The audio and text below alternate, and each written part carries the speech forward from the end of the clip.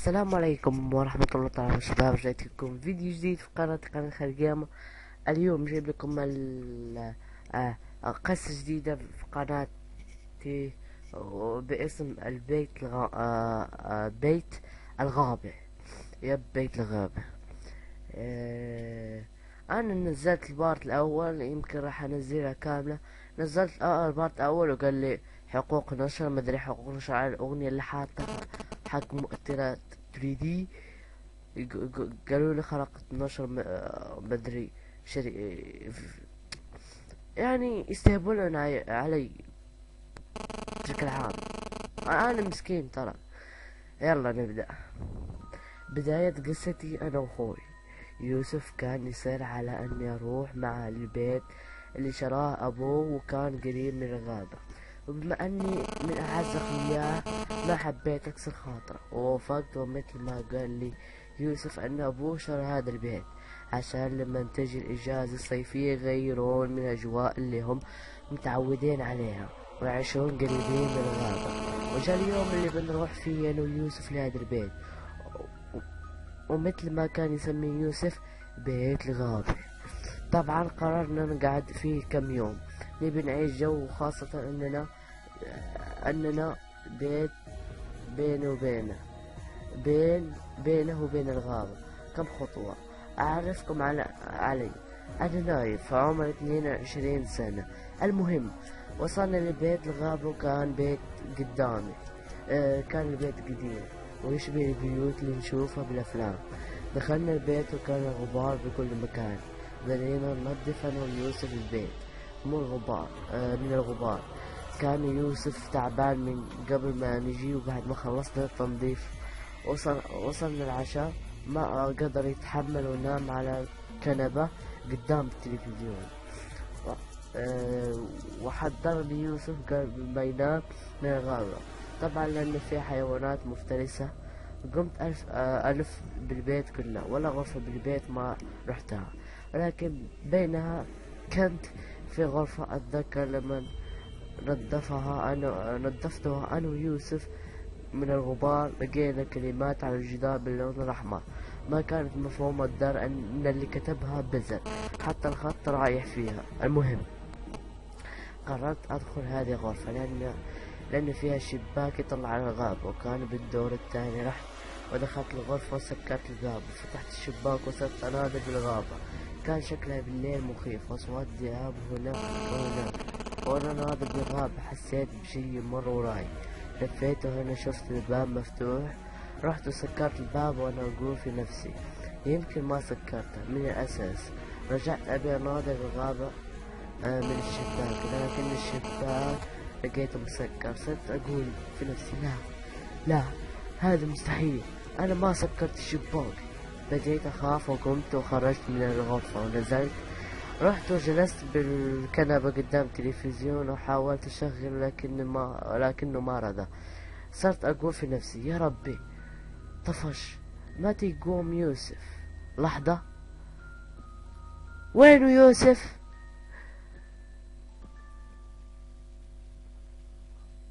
قمت أدور عليه بالبيت لكن ما لقيته.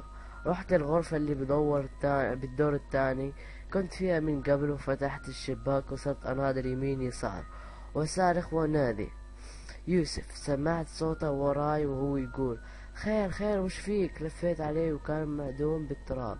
قمت وجلست على السرير لأني خفت وتوترت، وسألته وين كان. بدأ يقول يوسف أنه بالبداية كان يسمع أحد يدق الباب، وقومه من عز نومه وراح يدق وقام يفتح. ما في أحد، فيخرج يدور على اللي يدق الباب. وهو يمشي حول البيت صقع بشجرة وطاح على الأرض. لما قام لقى تحت الحجر ورقة، قام أعطاني ورقة وكان مكتوب فيها نفس اللي مكتوب بالجدار. هذه غرفة حتى الخط نفسه. قمت وقلت الورق وقلبت الورقة ولقيت مكتوب نحن حولكم الآن.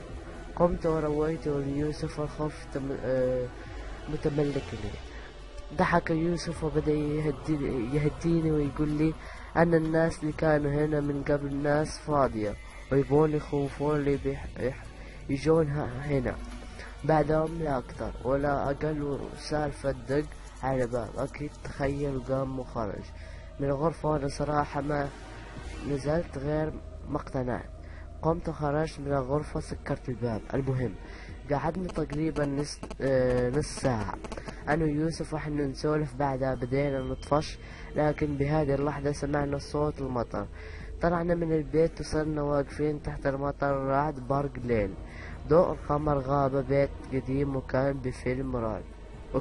بفيلم رعب. بدينا نضحك ونفلها أنا ويوسف، لكن بلحظات شفنا ديب يتقدم اتجاهي بشويش.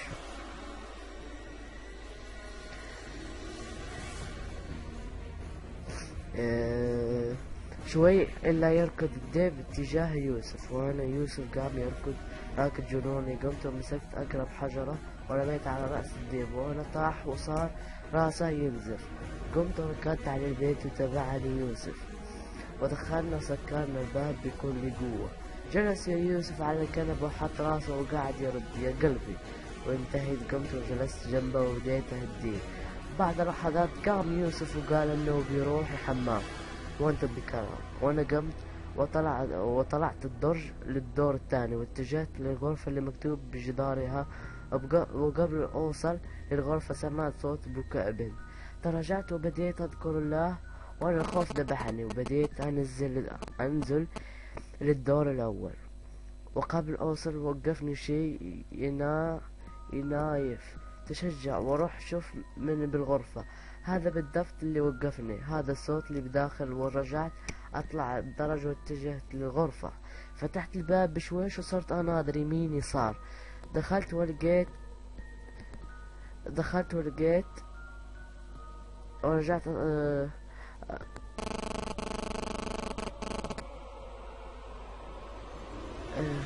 اطلع الدرج واتجاه للغرفة. فتحت الباب بشويش وصرت اناظر يمين يسار. دخلت ولقيت ابي اسكر الباب، وهنا كان المفاجأة. كانت بنت واقفة بالزاوية، واول ما دخلت وقفت على الباب ومسكته وكانها ما تبيني اطلع، وكان راسها ينزف من الدم. غطى ملابسها وكانت تصيح. خفت ورجعت وصقعت بالسرير وطحت عليه.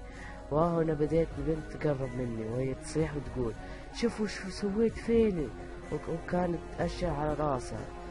وبهذه اللحظة تذكرت الذئب اللي رميت على رأسي حجرة. حاولت أذكر ربي لكن ما قدرت، وكان في أحد حاط يده على فمي. دخت بهذه اللحظة تحول بكاء البنت إلى ابتسامة. بعدها قامت وجلست على الأرض ودخلت تحت السرير. لحظة قمت بسرعة وخرجت من الغرفة واتجهت للدرج. مشيت خطوتين بعدها ما قدرت أكمل، وتحت بالدرج وصلت نهاية الدرج وسقعت بآخر درجة.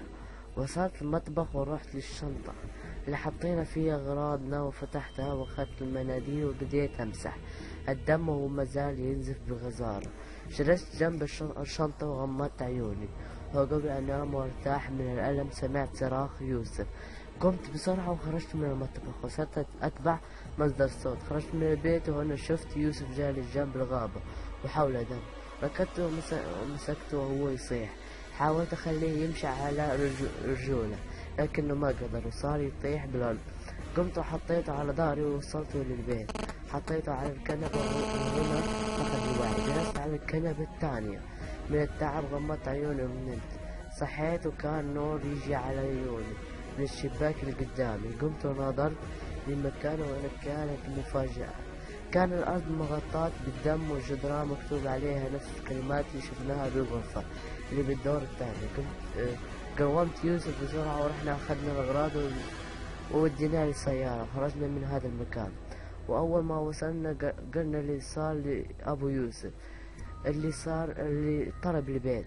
بس المصيبة أنه لمن مسك جواله ودور بالأرقام على رقم الشخص اللي شرى منه البيت ما لقى رقمه، ودور في سجل المكالمات ولا لقى الرقم. سألناه مين عرفك البيت؟ قام وقال أني لقيت ورقة عند باب بيته، وقال أنه لس محتفظ فيها، وكان فيها صورة للبيت ورقم صاحبها. بس لما راح وجاب الورقة ما كان الرقم ولا صورة، موجودين ولقيناه بالورق الكلمات اللي شفناها بالبيت. واليوم هذا ما عرفنا سالفة هذا البيت غير أن أجل يسكنوه. يب يا عيال، هن وصلنا لنهاية القصة. إذا عجبت القصة والفيديو لا تنسى اللايك سبسكرايب مفضلة. كان معاكم أخوكم خليل جيمر من قناة خليل جيمر. يلا see you